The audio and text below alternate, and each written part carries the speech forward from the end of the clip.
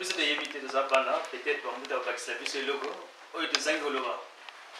non, mais moi je dirais que dans l'exposé, vous n'avez que repris certains passages évoqués dans nos prédications antérieures. Tout ce que vous avez retracé là-bas, nous l'avons déjà fait, ou nous le faisons déjà. Quand nous parlons de caractère universel, n'est-ce pas, de l'Église kimbanguiste, ce n'est pas la seule Église, n'est-ce pas, à être universelle. L'Église catholique, plutôt l'Église chrétienne, quand on dit chrétienne, l'Église catholique c'est universelle.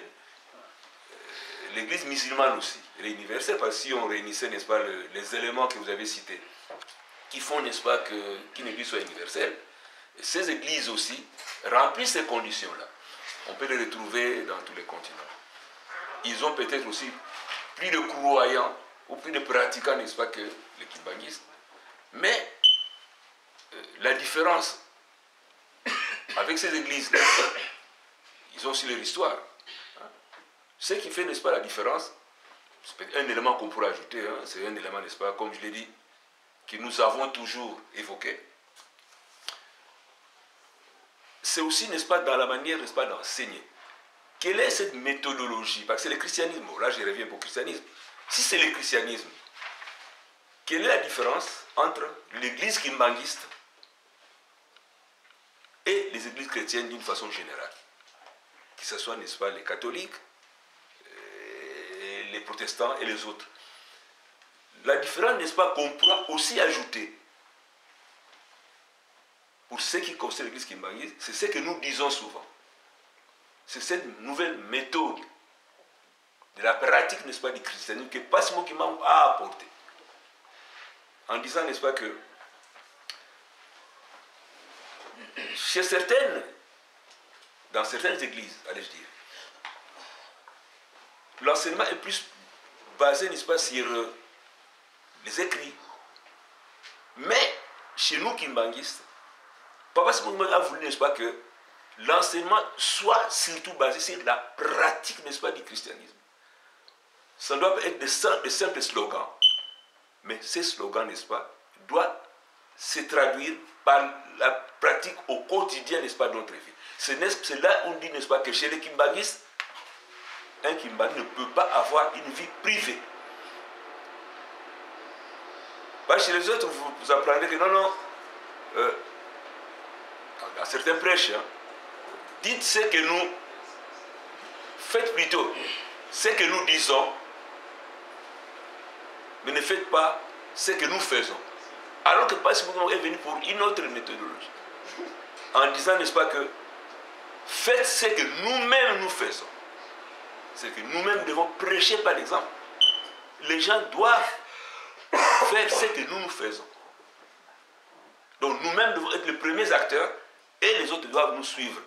Alors que chez certaines personnes, vous dites non, contentez-vous, n'est-ce pas, de ce que vous voyez, n'est-ce pas, à travers la Bible, mais ne suivez pas, n'est-ce pas, nos pratiques de tous les jours. Alors que nous, chez Kimbangu, c'est plutôt la différence. Donc, Passimo est venu insister sur la méthodologie. C'est la même Bible. Peut-être aussi, parfois, comment dirais-je, des coïncidences, n'est-ce pas, dans l'interprétation. Mais nous insistons, n'est-ce pas, sur la pratique. C'est-à-dire que ce que nous disons, ce qu'on nous enseigne, nous devons aussi le mettre en pratique.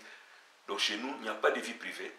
Donc les kimbanguistes et kimbanguistes, qu'ils soient, n'est-ce pas, chez lui, qu'ils soient, n'est-ce pas, dans la rue, qu'ils soient, n'est-ce pas, dans son milieu de travail, dans sa famille, donc il est kimbanguiste au jour le jour. Voilà aussi qui fait la différence aussi. On peut aussi revenir sur d'autres aussi, comme l'a dit aussi, sur l'universalité aussi, en disant que bon, nous avions parlé aussi, n'est-ce pas, avant que Passimo ne vienne, il y avait aussi en Afrique des gens qui l'ont précédé, qui se sont dit aussi prophètes, qui se sont dit aussi, n'est-ce pas, envoyés par le Christ ou avec un message messianique. Mais ce qui caractérise l'église Kimbangu, ce qui caractérise la mission de Passimo Kimbangu, c'est ce que peut réunir aussi d'autres églises aussi, qui se disent universelles. Donc,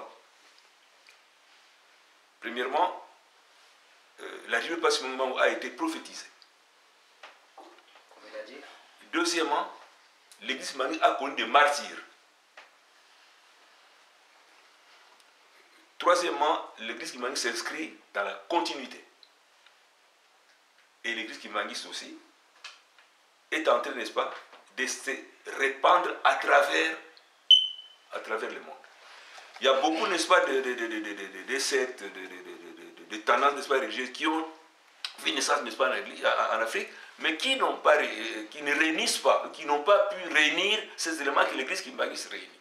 C'est-à-dire, un, être prophétisé, deux, avoir des martyrs, et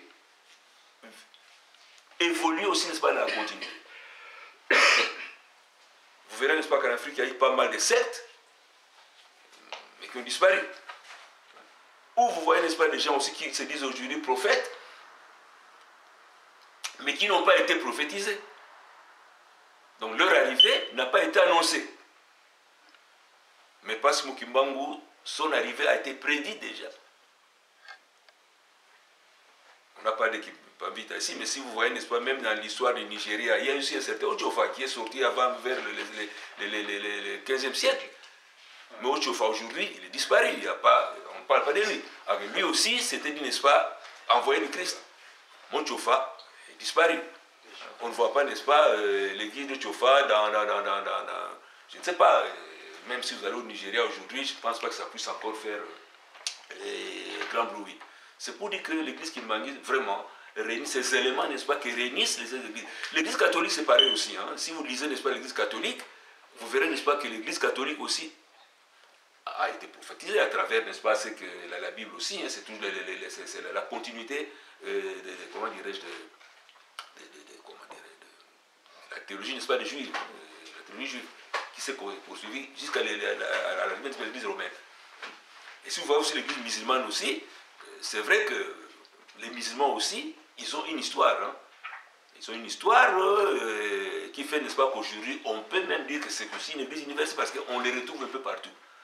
Alors, toutes les églises, toutes les petites les sectes, n'est-ce pas, qui naissent par-ci, par-là, n'ont pas, ou en Afrique, qui ont existé d'ailleurs, mais qui n'ont pas eu, n'est-ce pas, qui n'ont pas réuni ou qui ne peuvent pas évoluer comme est en train de faire l'église Kimbangu. Parce qu'il y a vraiment tous ces éléments réunis qui prouvent que c'est vraiment une église qui a une vocation universelle.